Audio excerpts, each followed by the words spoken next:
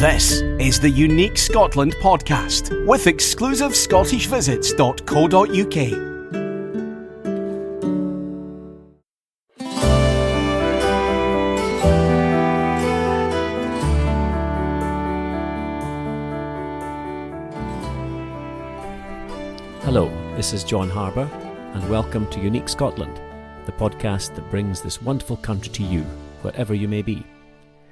My previous two podcasts discussed Scotland, the place, and also Scotland, the people.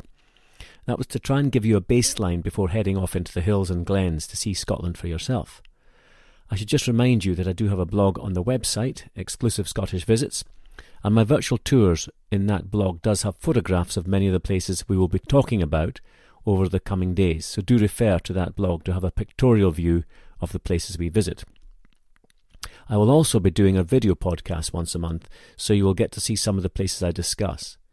So this audio podcast is going to take us on a short tour around Scotland, from the Central Belt in Edinburgh, all the way up the east coast to Inverness, taking in St Andrews, Dunkeld, Pitlochry, and maybe popping into the Dalwhinnie distillery en route. The next podcast will bring us back down again, via the west coast, past Loch Ness, and more of that trip later. So for the time being, I would like you to imagine that you have arrived at Edinburgh Airport. I've just picked you up in a luxurious Mercedes V-Class people carrier, and we're taking the short trip of 30 minutes into the centre of the city. The road is clear, and we only slow up as we enter the suburbs, and we pass Edinburgh Zoo on the left and Murrayfield Stadium on the right. Murrayfield is Scotland's national rugby venue. And then suddenly, up ahead, the city centre is visible in the form of a fabulous castle standing proud and high on top of the huge, extinct volcanic plug which gives the castle an air of strength and power. To the invaders of the Middle Ages, this powerful symbol must have been a most daunting prospect. Well, I'm pleased to say that you will not be repelled by a barrage of cannonballs on this occasion. In fact, a warm welcome awaits you, removing the need to fight our way in. And on that happy note, your tour of Edinburgh and your drive north along some of the east coast and through the Cairngorms National Park is about to commence. Wherever you are, relax and let thoughts of Scotland ease the stress. If you're at home, sit back, maybe with a glass of the amber nectar, a favourite single malt. Relax and enjoy this journey.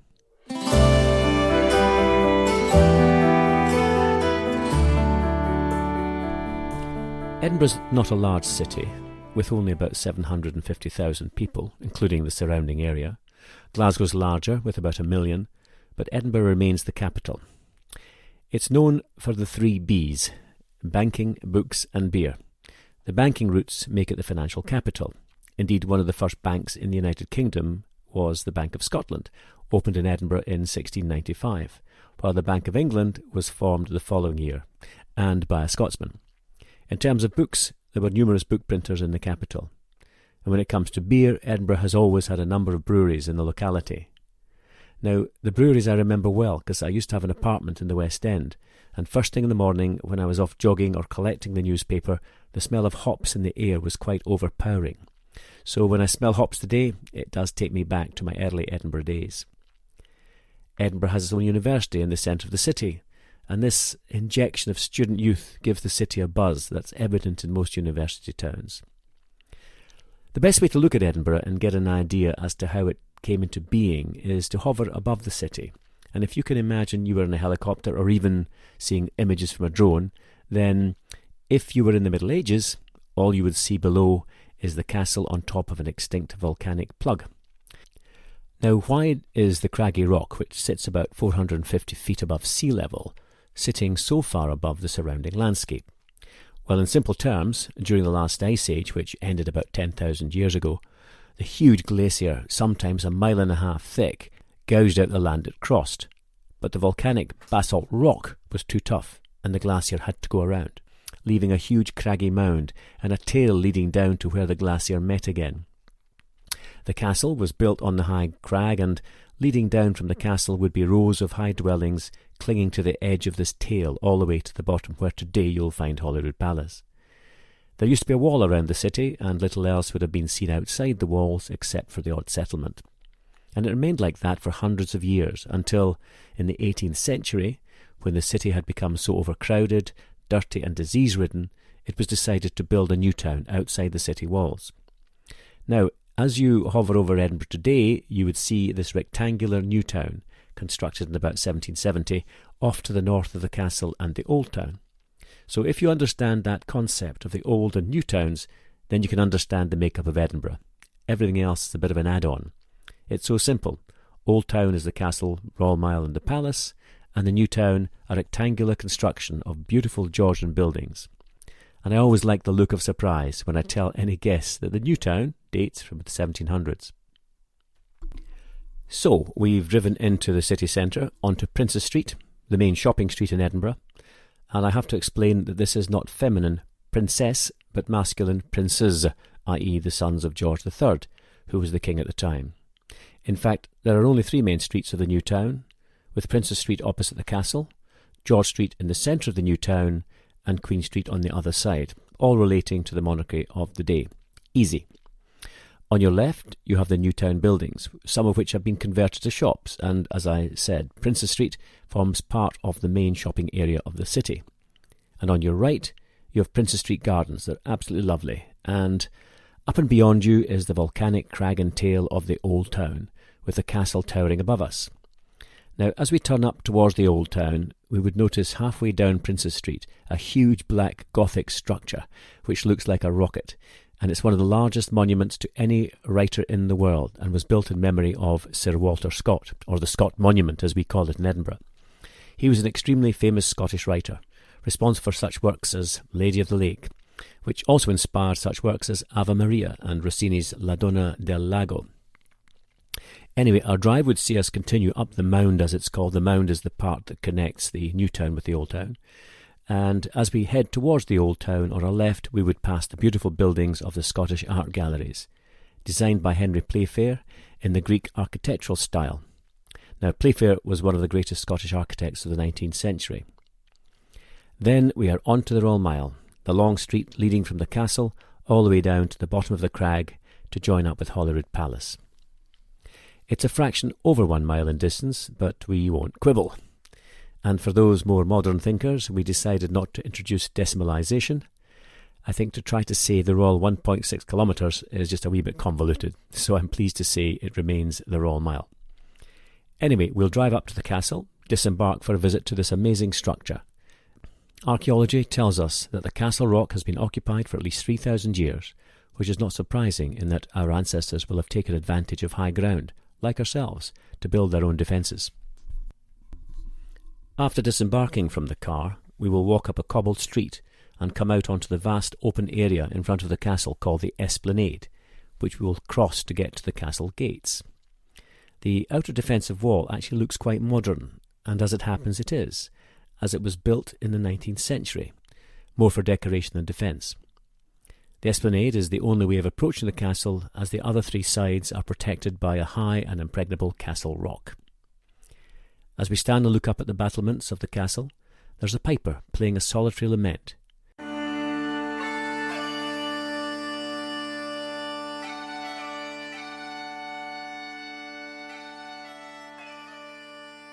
Which will just remind us of the battles, the sieges, and the births of kings and queens witnessed by this enormous bastion.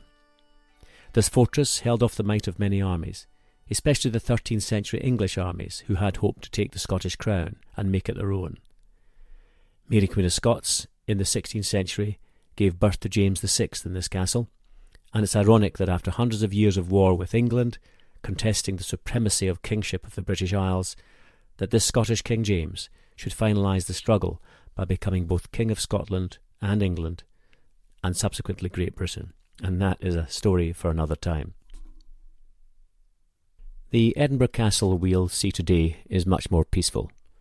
Fuller details of the castle will be part of another podcast, but to give you an idea of what is to be seen, let's take a walk up the steep hill into the body of this fortress.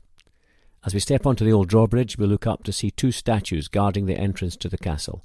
On the left is Robert the Bruce, the great King of Scotland, and on the right is William Wallace of Braveheart fame. He's often mistaken for Mel Gibson, but don't say that to the guards. On entering the original lower portcullis gate, the walk is up a circular cobbled street. And as we walk up, just look up to the left at the castle itself. It's quite extraordinary how the stone structure of the castle is connected almost moulded to the black rock of the old volcanic plug. It sort of gives the impression that they are as one. Well, we'll continue to climb, passing rows of cannon to defend the castle in the 17th and 18th century. The main part of the castle we'll find after a further climb to the top, and this is called Crown Square, where we'll find the Royal Palace, the Great Hall, and the Scottish National War Memorial. The palace houses the honours of Scotland, the magnificent crown, sceptre, and sword of state, the oldest crown jewels in the British Isles and most of Europe. And these jewels have their own story to tell, having been hidden to avoid destruction by Oliver Cromwell in the 17th century, and then sealed up in a vault in the castle for over 100 years, when they were no longer required after Scotland formally became part of Great Britain in 1707. And it was actually Sir Walter Scott himself who rediscovered them. Also to be seen is the Stone of Destiny, the enigmatic symbol of nationhood used to crown kings and queens of the United Kingdom for 1,000 years. Before we leave the castle, we will have a look inside the tiny St Margaret's Chapel, which is the oldest surviving building in Edinburgh, constructed in the 12th century and commissioned by King David I in memory of his mother, St Margaret. We leave the castle as we entered, heading down the Royal Mile on the old cobbled road. We will pass Gladstone's Land, dating from the 17th century, the oldest preserved dwelling place in the High Street, before we get to St Giles Cathedral. Now this cathedral was founded in the 12th century and is dedicated to St Giles, a 7th century hermit. The present building dates from about the 14th century and is officially the High Kirk or Church of Scotland, having converted from Catholicism in 1560 during Scotland's Reformation. Now John Knox, who we'll hear a lot about over the coming months, he led the Reformation, and he was the minister here during that time. John Knox's grave is behind the church, beside the old Parliament building, and his is the only grave that remains. The rest of the coffins have been moved to Greyfriars Cemetery, after a torrential flood in the 17th century, which saw coffins popping to the surface and floating away down the High Street. The spooky part, however, of moving the coffins to the Greyfriars was that some lids fell off, and on the underside of these lids were found scratch marks where poor souls had clearly been buried alive. It was after this discovery that the system of tying a thread or string to the hand of the seemingly deceased in the coffin. The string was then brought to the surface of the grave and tied to a bell. In the event of one of these poor souls waking up, then by tugging on the string, the bell would alert watchmen that patrolled the cemeteries. And thus the birth of the saying, dead ringers. Forgive me, I digress, but as we continue down to the bottom of the Royal Mile, we would enter some alleyways to see how the old Edinburgh looks behind the facade of today's new build. The old is still there, and fascinating to find. These alleys in Scotland are called wynds, vennels, or more commonly closes, and one close in particular will catch your attention on the way down. It's called Paisley Close, with a plaque above the entry. It has a boy's face and the words, "Heave awa, lads, I'm no deed yet." And in English that is, "Heave away, boys, I'm not dead yet." It refers to an incident in 1861 when a 17th century building collapsed, killing 35 people. As rescuers tried to remove the rubble, they heard young Joseph McIver buried beneath shouting, "Heave awa, lads, I'm no deed yet." Well, I'm pleased to say he survived, and the close with the plaque is dedicated to this rescue. At the bottom of the Royal Mile we enter Holyrood Palace, a working palace, and the Queen's official residence in Scotland. At the back of the palace is the ruin of the original Holyrood Abbey, built by King David in the 12th century, son of St Margaret.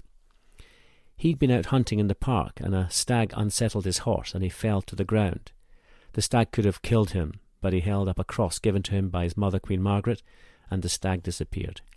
For that reason, and as a thanks to God for being saved, he commissioned a magnificent abbey, and royal apartments were included. Over the years, these royal apartments increased in size until a new wing was built by James V in the 16th century, and subsequently lived in by his daughter, Mary Queen of Scots.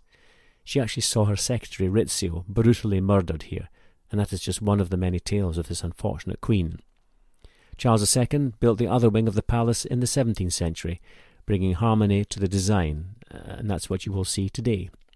Inside's an array of dazzling beauty befitting a working palace, and more of this in my fuller podcast on Edinburgh.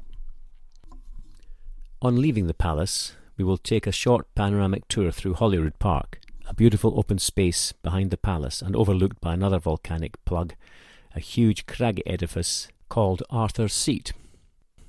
Before I go on, I'd like to tell my Australian listeners that 85 miles southeast of Melbourne, you also have a place called Arthur's Seat. It's near Wonga, and that is named after the famous Edinburgh Crag by Lieutenant John Murray, who visited Port Phillip in his ship HMS Lady Nelson in 1798. Now, Edinburgh had been Murray's hometown, and he might have been feeling just a wee bit homesick. Well, I've heard of many towns in America, Australia and New Zealand being called after towns in Scotland because of the huge number of Scots who emigrated or were sent, but never a hill, so well done Australia. Anyway, as we drive up the circular road to the top of Arthur's Seat, we can start to see Edinburgh beneath us. We will be able to look down on the port of Leith and the River Forth beyond. Coming around Arthur's Seat, we will be able to see the mining villages in the distance to the south, one of which is Gore Bridge, where I was brought up, and which I mentioned in my first podcast. As the road winds around and starts to descend, we're on the other side of the hill, and old Edinburgh comes into view, with the castle standing proud, and the steeples of the churches clearly visible down the Royal Mile. Now it's late in the afternoon, and you've seen so much already, so it's time to find your hotel and for you to have a relaxing evening with a superb dinner with perhaps Scottish fare such as lamb, Highland beef or fresh fish from one of the local fishing villages that we'll pass through tomorrow. There's also a vegetarian menu. But first, it's settle in, perhaps grab a dram, which is a wee whisky, and reflect upon the day's events. We'll have talked about other attractions that have not been part of the tour, such as the Queen's Royal Yacht, which is berthed in Leith, or Roslin Chapel, an incredibly beautifully adorned church and made famous in the film The Da Vinci Code. But that's for another day. Now we're looking forward to the journey tomorrow that sees us leave Edinburgh and start travelling to the north, with our first stop at St Andrews, the home of golf. Recommendations for accommodation and restaurants will come with my more comprehensive podcast on Edinburgh City. But it's now time to relax, enjoy the evening, and prepare for the departure tomorrow.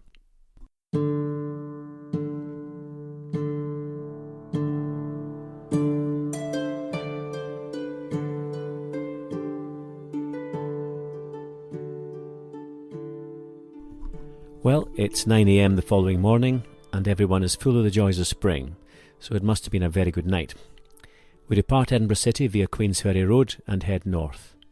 The Queensferry Road is named after Queen Margaret, who I mentioned earlier, and who encouraged this route to allow pilgrims to travel from all over the realm to St Andrews and worship at the mighty St Andrews Cathedral between the 13th and 16th centuries.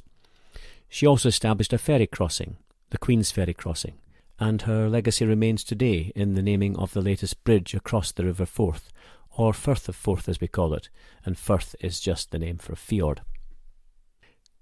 This bridge was opened in 2019, and you'll notice as we cross the bridge that there are two other bridges on our right-hand side. The first is the Old Forth Road Bridge, and the one in the distance, with its criss-crossing design of tubular steel, is the Old Forth Rail Bridge. Now here's a conundrum. The Old Forth Road Bridge was opened in 1964 and has had to close and be replaced by the one we're driving on now. The Old Rail Bridge was opened in 1880 and is still going strong. Well, I'm saying nothing, but what does it tell you about design and materials of today? Anyway, we're heading north and soon leave the bridge, entering the Kingdom of Fife. It is the only county recognised as an ancient Pictish kingdom that I spoke about in my last podcast, and retains that title. To get to St Andrews, we have to come off the main road and head east for some 40 miles, and as we do so, we will hug the coast, passing through some wonderfully picturesque and ancient fishing villages. Well, as we drive along the south coast of Fife, past Kirkcaldy, I just have to mention the TV programme Outlander, which was a series involving a young woman in 1945 who, on touching an ancient standing stone, went back in time 200 years during the Jacobite era. The series is based on a book by Diana Gabaldon and is followed by millions worldwide. I mention it in passing now because much of the series was filmed in Scotland, and I'll be doing a separate podcast, or perhaps even two, on Outlander locations. I mention it now because we'll pass Dysart Harbour, a quaint fishing village with a history dating back to the 13th century. For the Outlander series, Dysart was transformed into the French port of Le Havre in the 1740s, where the lead characters Jamie and Claire landed to escape persecution in Scotland. And I have to say, I sigh when I say Claire, because she is absolutely gorgeous. But at the same time, I can hear millions of ladies out there sighing at the mention of Jamie's name. Anyway, we continue on and we pass through the fishing village of Anstruther with, reputedly, the best fish and chips in Scotland. And as we carry on, we'd pop into the fishing village of Crail with visible evidence of history dating back to the 8th century. I always call in because it's a picturesque village with a small fishing harbour that looks exactly like it would have done in the 17th century. And I also love to pop into Crail Harbour Gallery, which is a small tea room located in the cellars of a 17th century fisherman's cottage, looking right out onto the sea with the waves crashing below. We then continue up to St Andrews along the coast, and there's a signpost that always makes me smile, saying Scotland's secret bunker. It's a remnant of the Cold War, and I smile because with this signpost, it ain't no secret anymore. As we approach St Andrews, which sits right on the coast, and especially if you're a golfer, there will be an air of expectation in the car. The home of golf, the hallowed ground. So exciting. However, before we get carried away, the first thing we notice on the horizon are two large towers, and these belong to the 12th century cathedral and St Regulus Tower. These would have been beacons attracting pilgrims from all over the land. The cathedral is the place where the relics of the real St Andrew, the patron saint of Scotland, lay for many years. As we arrive in the town itself, it's clear that it's a relatively small town, and the layout's easy to follow.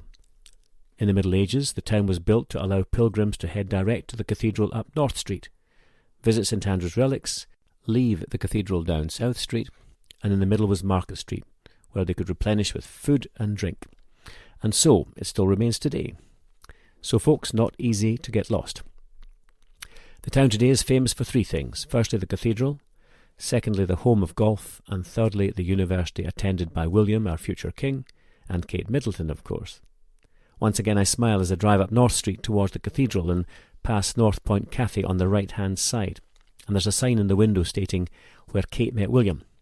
You've just got to pop in, even if it's just for coffee, although it will probably be packed by students. We soon stop at the cathedral, and the first thing that strikes you is the sheer size. It's a ruin now, destroyed over the years, starting in 1560, at the time of the Scottish Reformation, when Scotland changed from Catholicism to Protestantism. Try saying that when you're drunk. Indeed, that pesky John Knox, who I mentioned before, preached a sermon in a local church that sparked a near riot, and the congregation sped off to tear down the idolatry connected with the cathedral. Well, as ruined as it is, it's still a magnificent structure, and it's easy to imagine its splendour when it was completed in the 14th century. It took over 100 years to build, and, according to legend, King Robert the Bruce himself rode his horse down the central aisle during the consecration in 1318. Its length was about 400 feet, and its height was over 100 feet. Unfortunately, the relics of St Andrew were destroyed by the reformers who attacked the church. However, St Andrew remains an important symbol as Scotland's patron saint today. Now, there were always conflicts between the English and Scottish rulers, and the choice of St Andrew as our patron saint was probably a political one. St Andrew, after all, was a disciple of Christ, whereas the patron saint of England, St George, was just some knight who allegedly slew a dragon.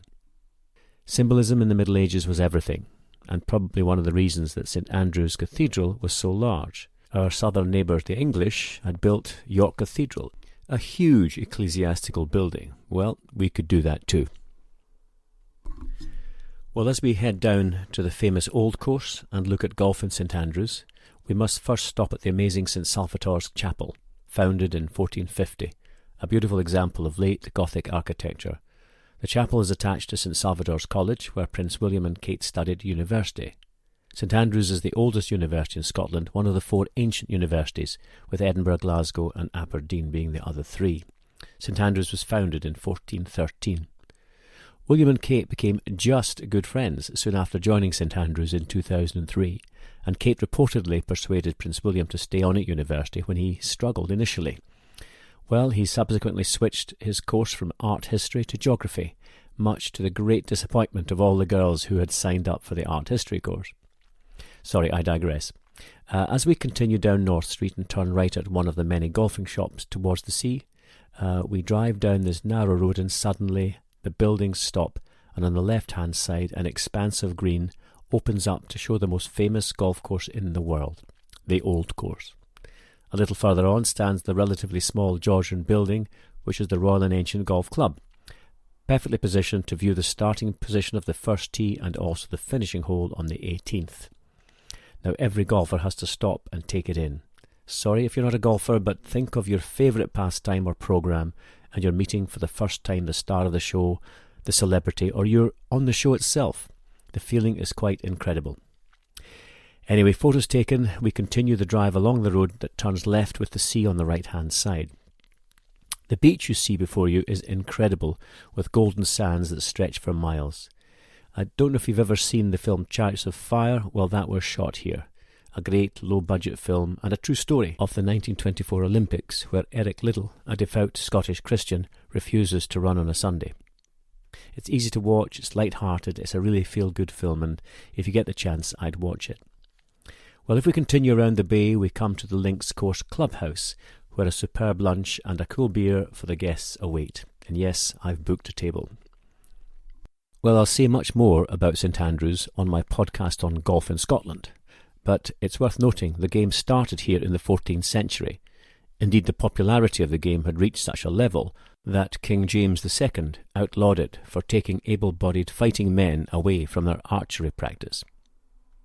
Well, it's time after lunch to leave St Andrews and head north again, but before we leave there's just one more golfing task that I wish to perform, and that is to stop at the other side of the golf course, near to the fabulous Old Course Hotel, and step onto the course to have a photograph taken at the most famous bridge in the world, the Swilcan Bridge. Now, if you don't recognise the name, you will certainly remember that as golfers are walking up the 18th fairway of the Old Course, they all stop at a small bridge. It's an old stone archway bridge, to have their photograph taken. Every famous golfer, every professional golfer, and any amateur golfer in the world who has played the Old Course will have done this, and you will too on my tour. As we approach the boundary of the course, look left, and if no one is teeing off, pop onto the bridge and take that photo that will make all your golfing friends so jealous when you show them your holiday pics back home. Well, the first part of the touring trilogy has come to an end, and I will continue the journey north in my next podcast. We'll be heading over the Tay Bridge through Dundee and onto the lovely and ancient village of Dunkeld. From there on to Pitlochry, an old Victorian town with 2 distilleries, before heading to the far north through the Cairngorm National Park and on to Inverness. Thank you for joining me on our first part of the trip, and I look forward to you joining me on our next.